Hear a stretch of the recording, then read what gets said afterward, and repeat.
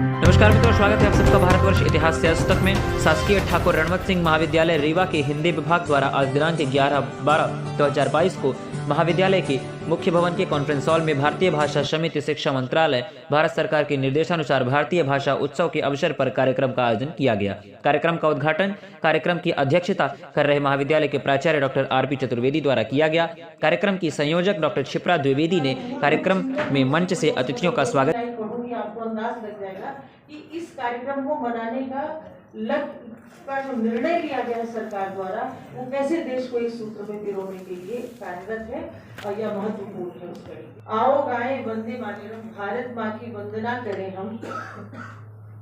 ऊंच नीच का भेद कोई हम नहीं मानते, ऊंच नीच का भेद कोई हम नहीं मानते, जाति धर्म को भी हम नहीं जानते, ब्राह्मण हो या कोई और, पर मनुष्य महान है। ऐसे सुब्रमण्यम भारती जी को यहाँ से नमन करते हुए मैं इस कार्यक्रम को चाहती हूँ कि कार्यक्रम अच्छे से मनाया जाए और कार्यक्रम आगे संचालित करने के लिए डॉक्टर सम्मेलन प्रजापति जी को मंच देती हूँ।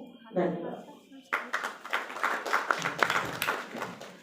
इस भारतीय भाषा उत्सव के उपलक्ष्य में 2 प्रतियोगिताएं आयोजित की गई हैं। निबंध एवं भाषण प्रतियोगिता। भाषण प्रतियोगिता आरंभ हो इससे पहले मैं इस कार्यक्रम के अध्यक्ष महाविद्यालय के प्राचार्य आदरणीय डॉक्टर आर.पी. चतुर्वेदी से चाहूँगा कि आएँ और 2 शब्द आशीर्वचन के रूप में हम सब को दें। Doctor R P. चतुर्वेदी। आज के भारतीय भाषा कार्यक्रम में उपस्थित मेरे सभी छोटे अनुज और छात्र छात्राओं, आयोजन सचिव, संयोजक, हिंदी के मूर्धन्य विद्वान, हिंदी की हेड और उनसे स्टाफ के सभी सदस्य का मैं स्वागत करता हूं और सभी को इस सफल कार्यक्रम के आयोजन के लिए शुभकामनाएं प्रदान करता हूं। भारतीय भाषा उत्सव के अवसर पर भाषण एवं निबंध प्रतियोगिता का आयोजन किया गया। Abhay Kumar Chaurasia BSc BT second year. सर्वप्रथम ज्ञान के अधिष्ठात्री माँ वेड़ावादिनी के चरणों पर प्रणाम निवेदित करता हूँ और जो यहाँ माननीय प्राचार्य जी और माननीय हमारे शिक्षकगण उपस्थित हैं, उन सभी के श्री चरणों में प्रणाम निवेदित करता हूँ। और जो आज का विषय है और जितने भी हमारे भैया बहन यहाँ पे उपस्थित हैं, इस विधा से, इन विधाओं से उनके भी रुचि है, उनको हार्दिक हार्दिक धन्यवाद देता हूँ। जो आज का विषय है, एक भारत श्रेष्ठ भारत। जैसा कि हम सबको ज्ञात है कि हमारा भारत एक ऐसा देश है जो कि एक विशिष्ट प्रतिभा को अपने अंदर समायोजित किए हुए है। प्राचीन काल से ही, सनातन संस्कृति से ही हमारा भारत एक संप्रभुता और एकता को लेकर के चलने वाला देश रहा है। भारत विश्व गुरु प्राचीन काल से रहा है, परंतु आधुनिक परिस्थितियों के अनुसार से भारत में कई प्रकार से, चाहे क्षेत्रीय हो या भाषीय हो, उसमें कई प्रकार से विखंडितता की भावना के कारण उसमें कहीं ना कहीं अलगाववाद की समस्या सामने आई है। एक भारत पहले था, संस्कृति और सामाजिक दृष्टि से हमारा भारत पहले बहुत परिपूर्ण था, मगर आज की दृष्टि से हमारा भारत कहीं ना कहीं एक विघटित टुकड़े के रूप में देखने को मिलता है, जो कि हमें कहीं ना कहीं लगता है कि हमारी संस्कृति, हमारी भाषा और हमारे ज्ञान का समावेश एक बार पुनः संगठित हो तो हमारा क्षेत्र और हमारा देश एक बार पुनः विश्व गुरु के पद पर, शीर्ष पर उन्मुख होगा। स्वामी विवेकानंद जी के अनुसार देश की यदि प्रगति और अपने देश का वर्चस्व विश्व में रखना है तो हमारे देश की एकता और अखंडता को बनाए रखना होगा। बिना एकता के कोई भी समाज या कोई भी देश इस विश्व में अपना वर्चस्व स्थापित नहीं कर सकता है। यदि एक गांव में एक व्यक्ति है, उस व्यक्ति के कारण उस समाज का निर्माण होगा। इसीलिए हर एक प्रकार के प्रांत मिलकर के एक देश का निर्माण करेंगे और भारतीय संस्कृति और अस्मिता के गौरव के लिए कार्य करेंगे। माँ भारती की हम सब संतानें हैं, हम सभी को एक होकर के कार्य करना चाहिए। जाति, धर्म, इन सभी भावों में बंट करके हम अपने देश का विकास और इसके गौरव के लिए कार्य नहीं कर पा रहे हैं। कहीं ना कहीं ये हमारे देश के लिए विडंबना का कार्य है। हमारे देश की एकता और अखंडता के लिए चंद्रगुप्त मौर्य, उनके गुरु आचार्य श्री चाणक्य जी, उन्होंने स्वप्न देखा कि हमें भारत को एक सूत्र में बांधना है और उन्होंने अपने स्वप्न को साकार किया। ध्यानचंद जैसे आतताई जो कि विभिन्न राज्यों को खंडित करने वाली योजनाओं को खंडित करके अपने भारत को एक अखंड भारत के रूप में उन्होंने स्थापित किया। हमारे भारत में विभिन्न प्रकार की आपदाओं के आने के पश्चात भी हमारा भारत एक अडिग हिमालय की तरह टिका रहा और हमारे भारत का विखंडन नहीं होने पाया।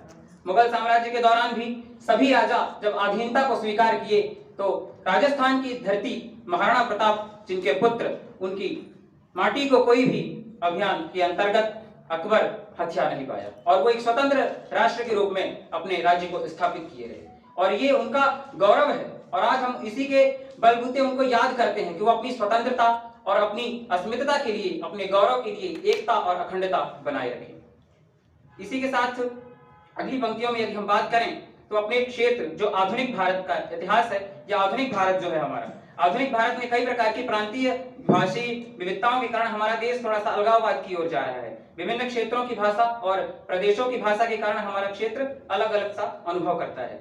जब 1949 में 14 सितंबर 1949 को हमारी भाषा हिंदी को राज्य भाषा का संविधान में दर्जा दिया गया, जब से इस भाषा को दर्जा दिया गया, जब से हमारी सामाजिक, मानसिक तथा हमारे एक राष्ट्र की संघात्मक शक्ति एक भाषा के रूप से पूरे भारत को एक सूत्र में बांधने का अखंड प्रयास किया गया और हमारा भारत हिंदी भाषा के तहत एक सूत्र में बंधा हुआ है और आगे निरंतर कार्य कर रहा है। इस अखंडता के लिए मैं अपनी चंद पंक्तियों को समर्पित करता हूं कि मैं जिस भारत का वासी हूं उस भारत का टुकड़ा न होने दूंगा, कि मैं जिस भारत का वासी हूं उस भारत का टुकड़ा न होने दूंगा। राष्ट्र गौरव की बात हो या परंपरा संस्कृतियों की, राष्ट्र गौरव की बात हो या परंपरा संस्कृतियों की, अक्षुण्णता देश अखंड रहे यही अपना स्वप्न होगा।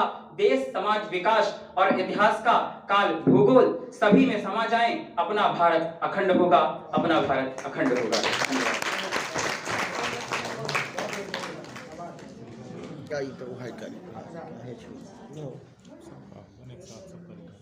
धन्यवाद चौरसिया जी।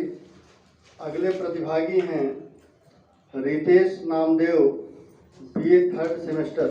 माँ वीणावादिनी के चरणों में नमन करते हुए यहाँ पर उपस्थित समस्त गुरुजनों को मेरा प्रणाम एवं सहपाठी भाई और बहनों को मेरा नमस्कार। जैसा कि आज का विषय है एक भारत श्रेष्ठ भारत, तो एक भारत श्रेष्ठ भारत, इसकी कल्पना यहाँ से प्रारंभ होती है कि 1857 की जब क्रांति हुई थी, उस क्रांति के असफलता का कारण एक था संपर्क भाषा का अभाव। उस संपर्क भाषा के अभाव को दूर करने के लिए इतने सालों में, आजादी के आज लगभग 75 वर्ष हो चुके हैं, उन 75 वर्षों में किसी ने प्रयास नहीं किया भी होगा तो उतने बड़े व्यापक तरीके से नहीं किया जितना कि हमारे देश के तत्कालीन प्रधानमंत्री माननीय श्री नरेंद्र मोदी जी ने किया है। उन्होंने 2015 31 अक्टूबर 2015 के दिन एक घोषणा की, उसमें बताया कि जो तो एक भारत के जितने भी राज्य हैं, सभी राज्य एक राज्य, जैसे एक राज्य है दूसरे राज्य को जो है तो वो कुछ बच्चों को अडॉप्ट करेंगे। अडॉप्ट का तात्पर्य इस भाव से है कि वो कुछ बच्चे जो है तो दूसरे राज्य की संस्कृत परंपरा सीखेंगे और फिर इस राज्य, अगले राज्य के छात्र जो है तो अगले राज्य के जो है तो परंपरा और संस्कृत को सीखेंगे। इससे लाभ ये होगा कि जो हम जो हमें आजादी 1947 में मिली थी, वो आजादी हमें 1857 में मिल जाती कहीं अगर संपर्क भाषा का अभाव न होता तो। सबसे बड़ा कारण जो आया था वो था संपर्क भाषा का अभाव। तो इसको संज्ञान में लेते हुए हमारे तत्कालीन प्रधानमंत्री जी ने बहुत अच्छा काम किया, बहुत सराहनीय काम किया, बहुत ही गौरवान्वित महसूस होता है ये बताते हो कि वे बहुत ही अच्छी द्रुत गति से कार्य कर रहे हैं अपने देश के लिए, अपने देश को आगे ले जाने के लिए।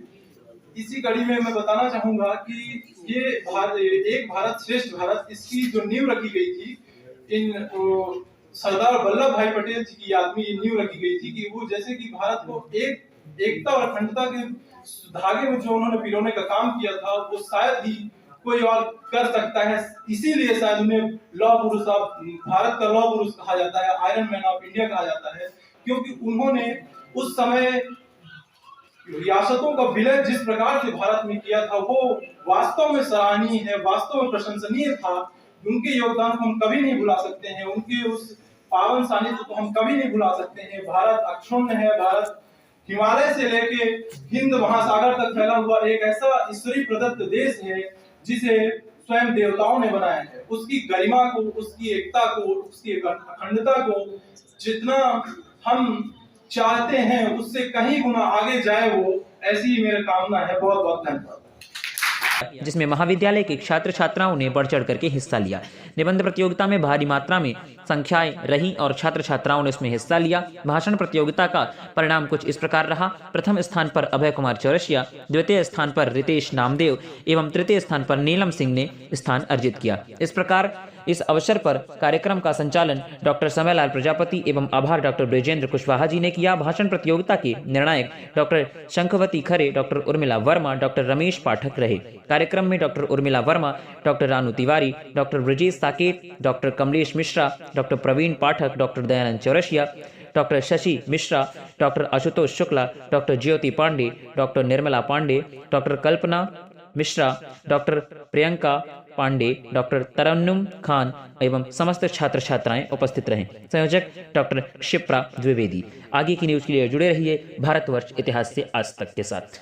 ज़्यादा से ज़्यादा हमारे चैनल को सब्सक्राइब करें और ज़्यादा से ज़्यादा लोगों तक शेयर करें। धन्यवाद। जय श्री राम, जय महाराज।